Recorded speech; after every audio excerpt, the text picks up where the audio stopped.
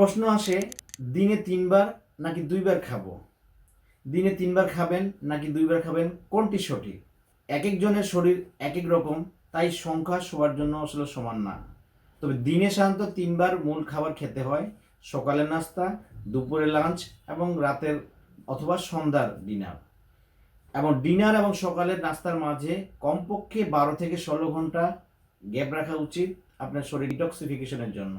যদি আপনি দিনভর বসে থাকেন, রাতে দেরি করে খান, খাবারের মাঝে নাস্তা করেন, তাহলে 3 বার খাওয়া বেশি হয়ে যায়। কিন্তু যদি খাবার পুষ্টিকর হয়, মাঝে নাস্তা না থাকে, শরীর মুভমেন্ট পায়, তাহলে 2 বার খাবারই যথেষ্ট হতে পারে। শরীরকে আসলে সময় দিতে হয় হজম করার জন্য, ক্লিনিং প্রসেস রান করার জন্য এবং ইনসুলিনকে নামানোর জন্য। শরীরের কথা শুনে খান, ঘড়ির কথা শুনে না। অর্থাৎ খিদে না পেলে খাওয়া উচিত না, খাবার জন্য খাবেন না, অভ্যাসবশত খাবেন না। আসুন আমরা সঠিক নিয়মে খাবার খাই। এরকম ভিডিও পেতে লাইক দিন। আপনি কি বিষয় জানতে চান কমেন্ট বক্সে লিখুন এবং ভিডিওটি শেয়ার করে দিন আপনজনদের মাঝে। ধন্যবাদ।